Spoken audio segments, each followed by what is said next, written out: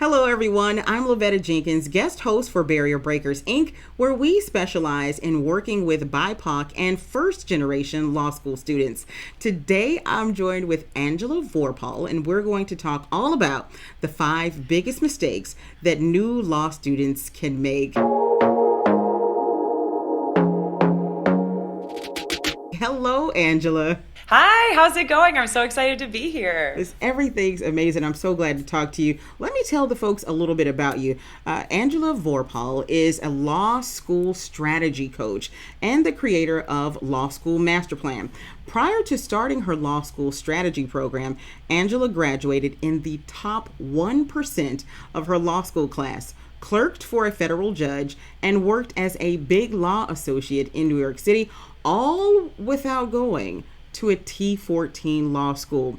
10 years out of law school and amazed by the fact that how to do well in law school still felt like a mystery to incoming 1Ls, just as it had to her when she entered law school. Angela decided to pour all of her expertise into a program to show law students how to strategically get the 1L grades to start a career on their own terms. Now, Angela, that's a lot. How did you get here to the point where you're helping new students with law school? Tell us how you began. Yeah, really great question. And so I was a practicing lawyer for about 8 years, and I was primarily at the beginning in IP litigation, and then I transitioned into human rights law.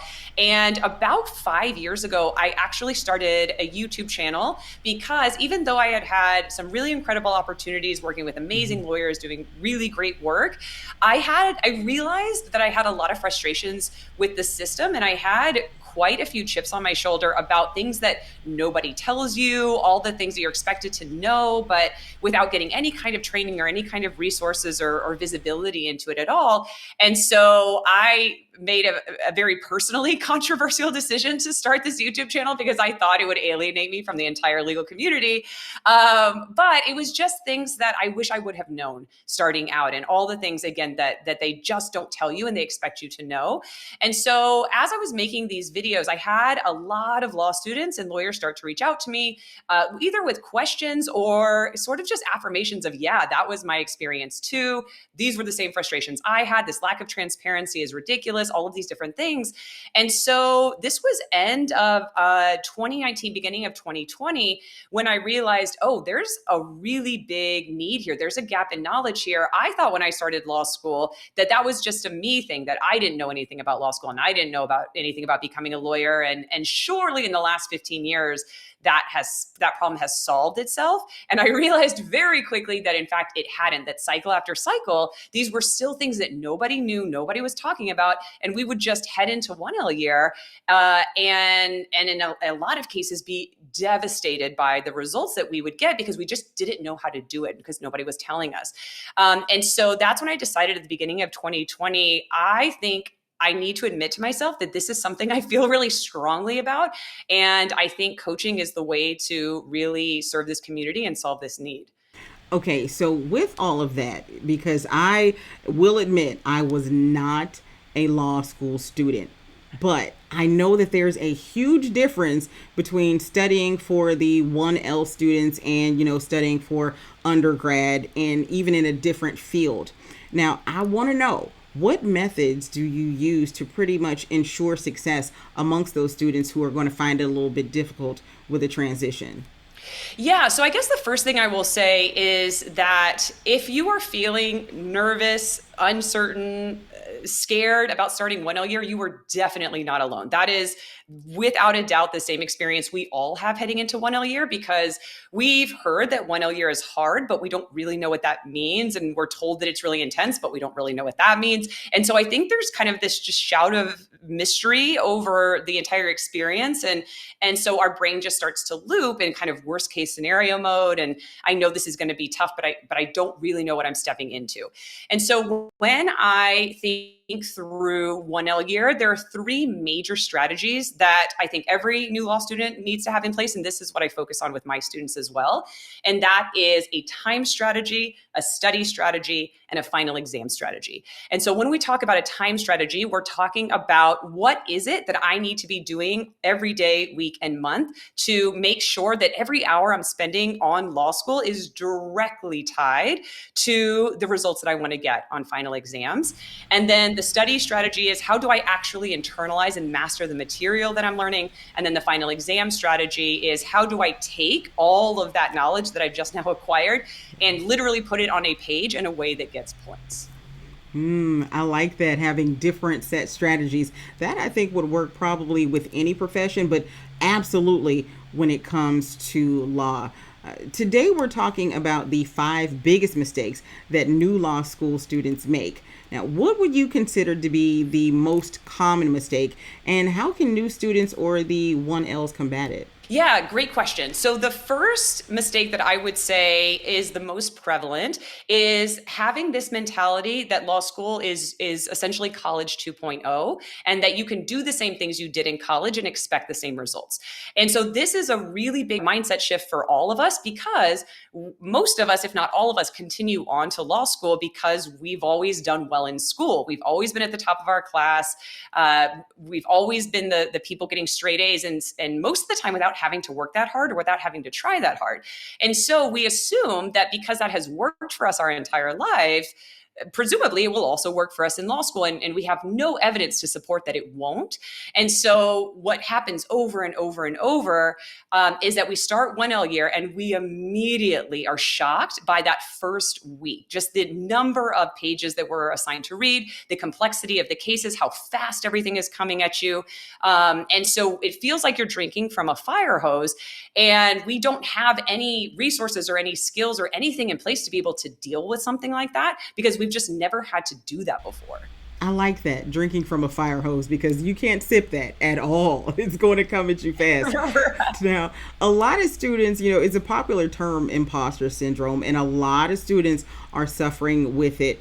What can you tell someone who might be going through this, and what advice would you have for them? Yeah. So what I would say is, number one, similar to what we were saying before, imposter syndrome is something that all of us feel heading into law school. I literally do not know a single human who has not felt it heading into 1L year. And that's because we're doing something we've never done before. And so of course we don't have the confidence in it yet because it's brand new. And that's the same for any skill, right? You're not going to feel like you're an amazing guitar player before you've ever sat down and actually tried to play the guitar.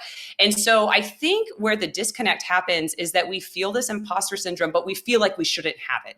So then now we've created tension in ourselves where we're ashamed that we have it, or we think we're alone, or we think nobody else is experiencing this.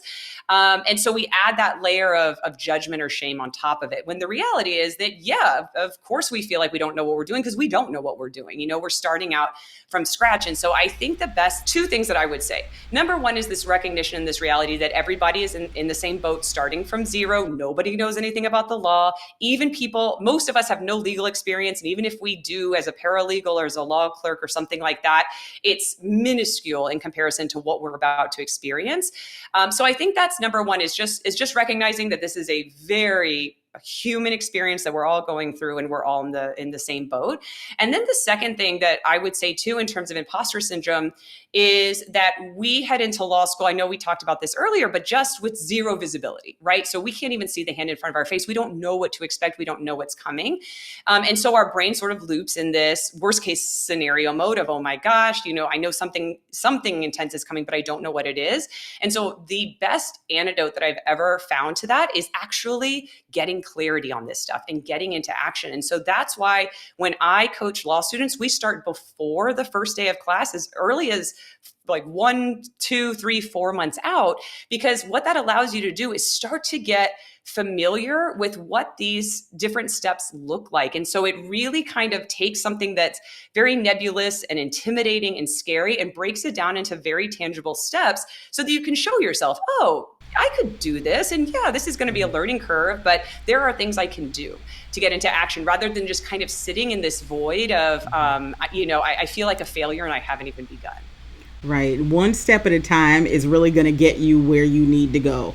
every time. You're never going to get there. If you look at 5 miles away and you're like, oh God, I have to get there, you're never going to get there if all you do is stand there and dread it. You've got to go one step at a time. And I like that you break things down for everybody into bite-sized pieces, because nobody can sit down and look at all of law school in its entirety and think, yeah, I got this. Nobody's going to look at anything and say, I got this. But one page, one step at a time, and you'll get there. I like that. So, what do you think would be the second most common mistake new law school students are making?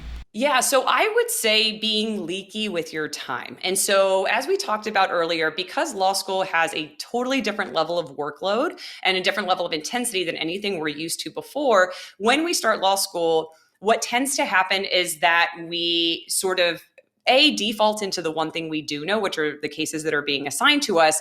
But B, we don't know where to really intentionally allocate our time. And so one of the best things, the best descriptions of law school that I've ever heard is law school is like a gas, and it will expand to take up every single space that you give it, because there's actually way more possible ways to study in law school and way more possible work than anyone can physically get done in a 24-hour period.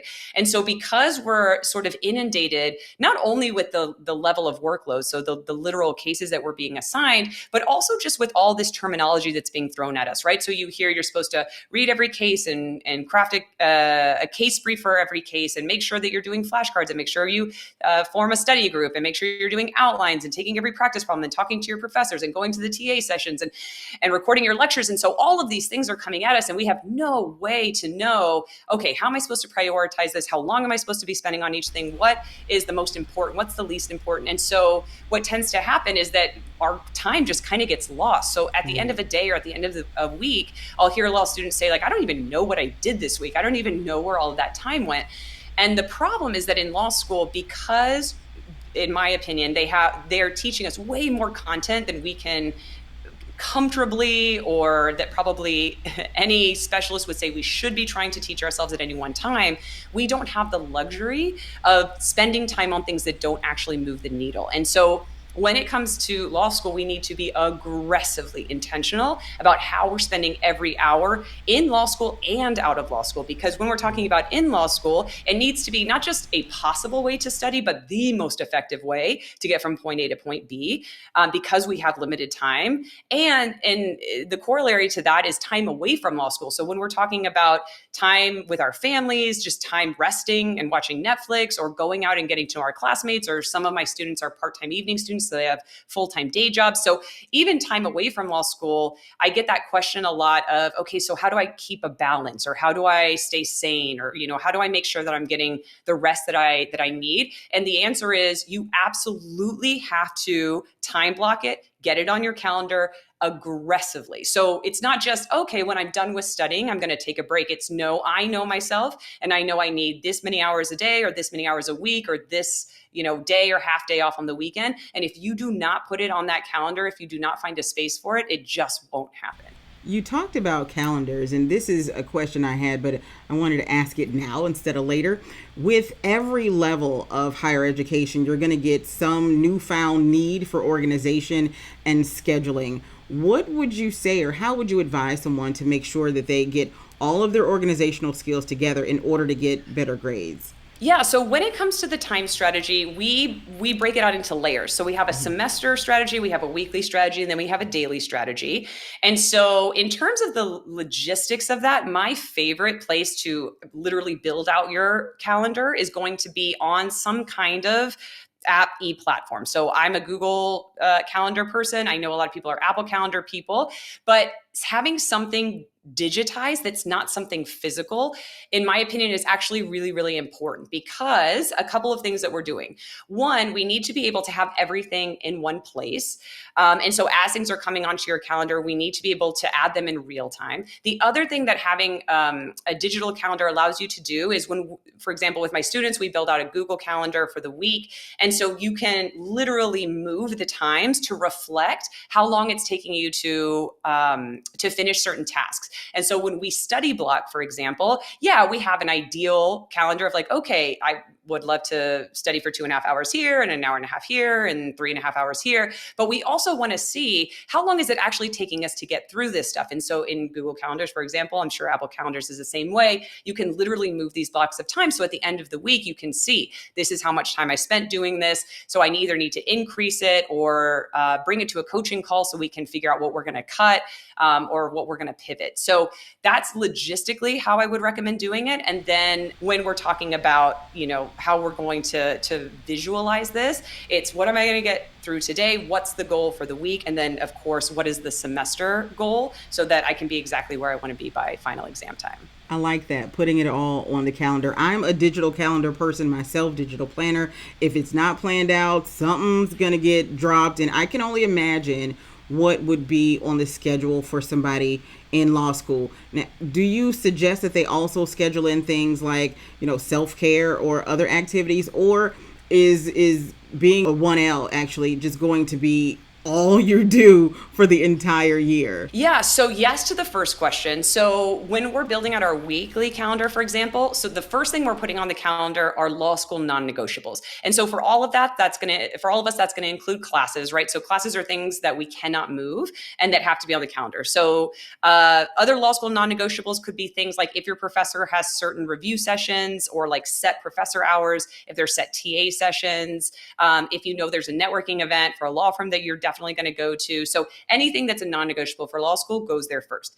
Then the second thing we're going to put on there are personal non-negotiables. So again, as we were talking about before, if you do not intentionally carve out time for these things, they're not going to happen. We need to make sure that whatever time is left, that's where we're sticking in our study chunks. So step number 2 is our personal non-negotiables. So that could be lunch, obviously dinner, a religious service. That could be a call with your mom. That could be a dinner with friends. So it could be your Netflix and chill time, whatever that looks like on a daily basis, in a weekly basis, needs to go on there second. And then third, now we can see what time is left, right? So we have our non-negotiables, law school and personal, and now we see those chunks of time. And so that's how we're going to build out our study chunks. Where can we grab chunks of time? And depending on how much time that is, again, remember, if you have childcare responsibilities, if you're working, if you have other personal non-negotiables that are going to be taking up time, now we can strategically plan out what are we literally going to do during those study chunks. That sounds so busy, so busy. I'm quite sure that they even have to schedule their sleep. Or are you sleeping? Oh my gosh, that's so funny. Yeah, I have. Oh gosh, yes. So I just never remember the second part of your question, which is like, are there a lot of time chunks outside of law school to spend? So two thoughts on this. So the first thought is that it would be disingenuous of me to say that 1L year is going to be similar to any other phase of your life before, because I just can't think of another experience where your time is that demanded of you and there's that much content and there's that many tasks that you're being asked to do all at once. And so if you've ever been through 1L year, if you've talked to someone who's been through 1L year, they're likely going to tell you it's one of the most intense periods of their life. And so it'd be disingenuous to suggest that you're going to have as much time with family, with friends, with hobbies as you've had up to that point. Now, also keeping in mind that a very, very important piece of the 1L process is keeping yourself mentally and physically strong. And the reason for that is because you are going to get more and more and more fatigued as the semester goes on, because these demands and this mental intensity that you're asking of your brain that you've probably never asked it to do before is really going to wear and tear on you. And so you have to balance the demands of law school with keeping yourself mentally and physically healthy. And so, of course, that looks different for everybody. But yeah, getting enough sleep, making sure that you're getting up and moving around, even if it's just around the library or a block around the neighborhood, when maybe before you were working out an hour a day. So it could look different. But yeah, really, really finding those itty bitty pieces of time to be able to take off and to rest, and still balancing that with the demands of law school. To your point, enough sleep. So I'm a very, very long night sleeper. So 8 hours is definitely what I would need to function at 100%. And so that's what we're going to be looking for. And I've never actually scheduled that on a calendar before, but I suppose that you could, if you really want to see, all right, do I have a chunk in the morning or do I have a chunk in the evening that I can also attribute to law school? Yeah. That makes a lot of sense. So we've talked a lot about, the mistakes getting into, that first year, that 1L year. But I've got a little bit of a different question. Everybody has that one law school that they really want to go to. Do you think that there can be mistakes made when choosing which school to attend? Like every school doesn't fit every student? I don't know if I would characterize it as a mistake, meaning that if there is a quote unquote right choice. So if you choose this law school, then you've done the right thing. And if you choose this other law school, you've done the wrong thing. The way I guess I would think about it is you are making the best possible decision you have with the information available to you at the time. And that's always going to be incomplete information, right? We're never going to have 100% of the information because we can't see the future. The thing that I will always tell law students, again, not as an expert, but just as someone who's gone through the process, is the first thing to think about, if you happen to know it, is where would you like to live and work after law school? Because where you go to law school is going to be where you have the strongest opportunity, I guess I should say, to be the most competitive for a job. I would say after where you want to live and work is just the ROI. So literally looking not just at the percentages, but at the actual dollars. So what is tuition? What is cost of living? And how much scholarship money are they offering you compared to the other offers that you have on the table? The one that most law students reach out to me with is, should I go to this higher ranked law school that's giving me less scholarship money, or should I go to this lower ranked law school that is giving me more scholarship money, sometimes a full ride? And so I think that's a very tough choice. And there's no one clear answer, of course. I hate to say this in black and white, because of course it's never black and white, but I think my bias, if all else being equal, my bias is always going to be leaning towards taking the offer with more scholarship money, especially if it's significantly more scholarship money. Because, and this is again a totally biased opinion, but that was my experience. So I went to law school with a full scholarship, and I didn't even sort of appreciate it as much as I do now at the time, but graduating with no student loan debt allows you to pursue literally anything you want. And that includes coming out of law school, taking the bar, and then deciding I don't want to be a lawyer anymore. It gives you that kind of freedom. And so it allows you to pursue the career path that you want to pursue. It allows you to have that flexibility to pivot or to leave very, very, very soon. And so again, it's never a black and white decision, but all else being equal, I would really seriously consider the financial implications rather than allowing yourself to sort of be sucked in just by the prestige, because I know the prestige can be very, very, very attractive. And so if you're kind of on the fence, obviously, Sydney is an amazing resource. You guys do an incredible job. And then just talking to people who've made that decision and getting their feedback about, when you had the option, which did you choose and why? And then how did that play out for you? And were you happy with your decision? You have dropped some major gems. You have to go where it makes sense. And I think that you saying that is going to help a lot of students on what the path looks like to getting where they actually need to be. And you graduated with no loans. You're a unicorn, and that is amazing. Yeah. And so that was, again, something I did not even not that I wasn't aware of it. I don't think I was nearly as fully appreciative of it at the moment that I am now 15 years later, because there was just this freedom and this flexibility and to be completely transparent, the ability to leave the law and become a law school strategy coach, to start my own business helping law students. I don't know how possible I would have felt that was if I were still paying off law school loans. Not that you can't, not that it's impossible. It was a no-brainer for me because I didn't have that additional financial sort of weight that I was carrying around. So here's the thing. We've been talking all about the 5 biggest mistakes that new students make, but I have a question more so for students who are in it but find out that they're struggling a little bit. Do you have any advice for students who are trying to do well, but they're not really navigating that first year or any subsequent years better? Like how would you tell them, to kind of get themselves together and make sure that they're good in getting their grades? That's a really great question. And again, I have a biased answer for you, which is get yourself a law school coach, because I think it is so hard when you're in it, going through the process for the first time, without the benefit of hindsight, without the benefit of seeing it work and then understanding how it works, for you to sort of solve that in the moment. There are things you can try and there are tweaks you can make. And if one thing you didn't work well, of course you can pivot, but it's very difficult to know if the pivot is the right thing, or if the transition you're making or the change you're making is the most effective thing. And so I know that law school coaching is not an incredibly well-known field, but it is there and it is growing.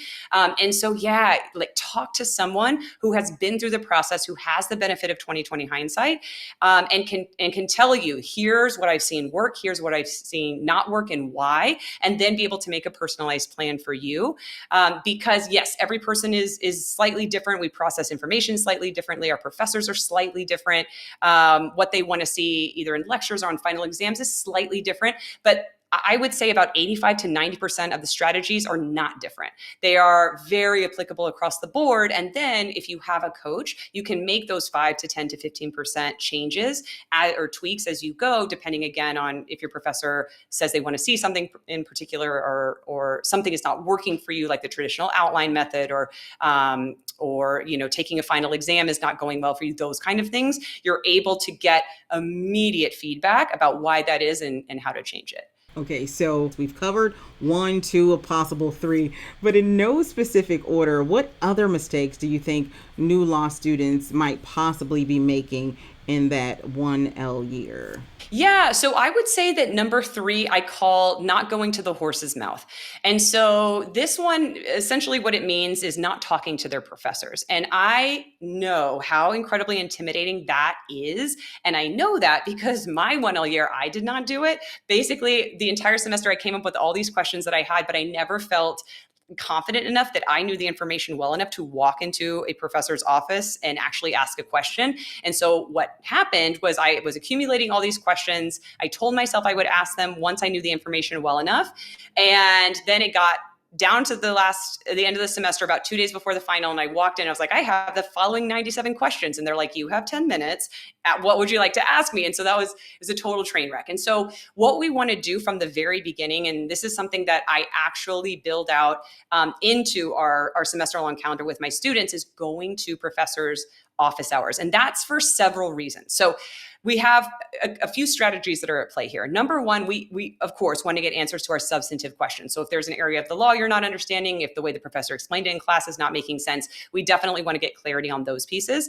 But arguably even more important than that, we want to get insight into what a professor wants to see on their final exams, because most professors play that very, very, very close to the vest. Most professors are not transparent about what they want to see, what they don't want to see, what high scoring exam answers do differently than everybody else. And so we actually want to get that recon from professors so that we know how to give them what it is that they want from us. And then the other reason that we want to get in this habit, literally create this habit of going to professor office hours, is so our professor can get to know us a little bit more, put a name to a face, see us outside of class, begin to create that relationship at a very basic level that first semester. But what that opens you up to is the possibility of research assistant positions, the possibility of teaching assistant positions, the possibility of the professor recommending you to colleagues they used to work with or have connections with, and also be able to create that relationship for a recommendation letter down the line,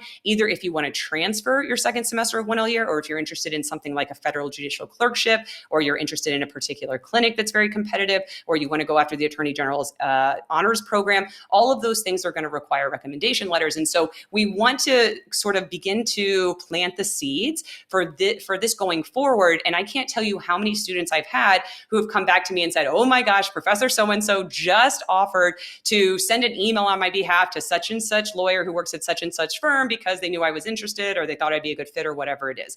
And so using your professors as a resource in a really strategic way is something that I know that we all shy away from. But I guess this is very much do what I say, not what I do, because I obviously did not do this very well. But the biggest piece of encouragement I can give you is that these professors, especially your 1L year, I know they seem intimidating. I know they seem really super smart, but you have to remember that they've been teaching this stuff for 5, 10, 15, 20, 25 years. The reason that they know these cases inside and out is because they've taught it for 20 years. And so I want you to kind of, as best as you can, take them off of this pedestal of being these like insanely genius humans and just recognize that this has just been their life's work. And so of course they know this better than you, because you would too if you had studied this and taught this for 20 years. And so try to take them off the pedestal, and also try to understand that as a 1L professor, they likely have multiple 1L courses that they're teaching. It is part of their job description to be there for you, to help you, to answer questions. Some of them do that better than others, obviously, but you're not imposing on them by going to office hours. You're not imposing on them by asking questions, even though some of them might sort of communicate that that is what you're doing. But that is absolutely in your right as someone who is paying tuition to this law school. You've hired them essentially as a professional, as an expert to teach you this stuff. And so you're allowed to consult with them and ask them follow-up questions. So I know that's going to fall on deaf ears for most of us, but just try to do it once, and it will get infinitely easier the more and more times that you do it. This is some good information that you are giving us all today. Now, I know you said take advantage of those office hours. What else do you think that they need to do that they're just not getting around to? So I want to answer that question sort of in a flipped way. And this is like the number 4 mistake that I see new law students making a lot. And it's less what they're not doing, and this is one that they are doing. And so I'm about to throw so much shade on study groups right now. So one of the things that I see happen to so many new 1Ls is that they think they have to join a study group. And there's this default assumption, probably from Legally Blonde and movies like Paper Chase and things like that, that joining a study group is a must-have part of the 1L year process. And I could not disagree more. So I'm actually a very strong advocate for not joining a study group. And I'm going to try to convince you of that. So bear with me here. So okay. One of the reasons why I see 1L study groups really not working for people is, number one, when you start 1L year, again, this is a very intense process. It's a really, really, in some ways, traumatic life experience that you're going through. And the only people who understand it are the people who are going through it with you. And so it's very, very easy and very natural to want to talk to everybody in your class or a specific number of trusted classmates about the experience, about your professors, about the work, about what it feels like, about what you're going through. And that's great. And that's healthy. And that's awesome. But what tends to happen is that time, which would be like processing time or socializing time or recharge time, gets confused with study group time. And so inevitably, when you're meeting with 3, 4, 5 other people in your class, about 95% of that time is going to be just talking about how insane 1L year is. And about 5% of that time, if you're lucky, is going to be getting actual work done. And so when people sort of schedule law school work time, they're getting in such a low ROI or return on investment on that time. And so it makes for a really, really ineffective study strategy for most people. The other reason that study groups can be really, and dangerous, I know sounds very hyperbolic, but I'm going to use it anyway. The other thing that makes 1L study groups dangerous is because what tends to happen as well is that a very common characteristic of a study group is, okay, you're going to, read the cases for crim law, and you're going to read the cases for torts, and you're going to read the cases for contracts, and we're going to get together and we're going to teach each other. We're going to talk about it, or we're going to go over it. Or maybe it's you're creating the outlines. Everybody's creating part of an outline for a different class or something like that. And so when you get into this study group, there's this sort of feeling of comfort in that we as a group are masters of this material. We as a group understand this really well. And the problem is when you walk into a final exam at the end of the year, you are an island. And so you actually have to understand this information independent of any other person. And so that can get really, really tricky if you are so used to sort of outsourcing or delegating this learning or this understanding to other people. And so I can see that happen quite a bit. And then the other thing that tends to happen in study groups is that you like to debate the law, because most of us went to law school because we like to talk and we like to debate and we like to think big thoughts, which is beautiful and which is awesome. But again, when we are having to be so strict and so intentional about how we're using our time, debating whether the rule of law in this case was the right outcome, was the wrong outcome, the way that the law should be, all of that is not actually moving the needle forward. And so the other thing that happens is that you will inevitably have questions you're bringing to the study group, and you're asking these questions of other 1Ls. So it's essentially the blind leading the blind. The other 1Ls don't know this stuff any better than you do. And so rather than take 2-3 hours to try to get an answer to your question, you could just go to your professor's office hours and get that answer in about 15 seconds. And so that's like my big warning sign about 1L study groups is A, you definitely do not need them. B, they most likely will not work for you. And C, if you're going to do them, just go in with eyes wide open about what the general tendencies are so you can try your best to avoid them. One way that I have seen 1L study groups work for people before is it's usually 2 people. It happens at the very end of the semester, right before final exams. The purpose of the group is very, very limited. So it's you take a practice exam, I take the same practice exam on our own time, and then we come together and all we do is we are comparing our answers. And that's only if there's no model answer or no A answer that's been given by the professor. And so we are literally taking an hour and a half to go through the issues and arguments that we've both spotted. That is the best way and arguably the only way that I've ever seen a 1L study group work. It's very, very confined and it has very, very specific parameters. And again, it's usually 2 people. I know that was such an incredibly intense answer to that question, but the reason that I feel so strongly about it is because so many people fall into that trap and it takes them quite a long time to get themselves out of it. Think you might have changed my mind. I think you might have changed my mind because I'm thinking to myself, in study groups, there is always one who's not really pulling it, and then come test time, they're out there on the island alone when you've had 6 other mates that were helping you kind of pull through. And then when it's time for you to, put your money where your mouth is, you don't have any money. So I clearly can see why, especially in a grueling year like 1L, you can't be goofing off in a study group when you really need to buckle down and focus. Ouch.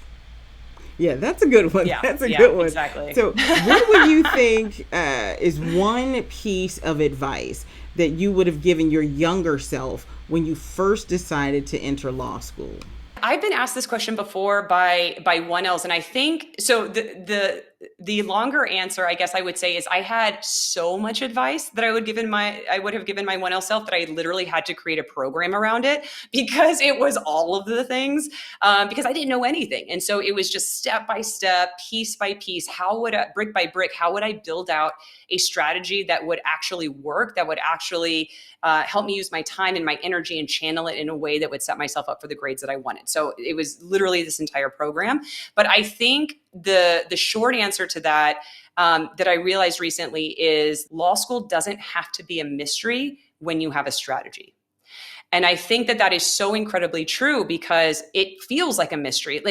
Law school's been taught the same way for 140 years. And yet every single year, the people who are starting it for the first time, they're presumably so little said about it, or this information is just, not out there or assumed to be understood or assumed to be known, that it just feels like you're walking into a black box over and over and over and over. And so, that would be the one piece of advice if I had to pick one. I'm glad you came up with the program. And I'm also glad that you sponsored the 2nd annual Breaking into Law School conference. We appreciate that and all of the help that you've given, students thus far. So where can an OL or where can they find you if somebody's looking for you or want to know more about you and your program and everything else that you do? Yeah, the easiest way to find me is just my website, angelavorpahl.com. And I know I have a sort of unique last name, so I'm sure the spelling will be in the show notes. But angelavorpahl.com if you want to know a little bit more about what I do or my philosophy around 1L year. And then, of course, if you want to send me a DM, if you have any questions about anything we talked about or just want to say hi, you can send me a DM on Instagram, just at Angela Vorpahl. I think that is probably the simplest I've ever heard it. Angela, I thank you so much for being our guest today and for helping the new law school students kind of get through that 1L year without pulling out their hair and still with the bit of their sanity. I thank you so much. Thank you so much for having me. This was such a fun conversation. I really appreciate it.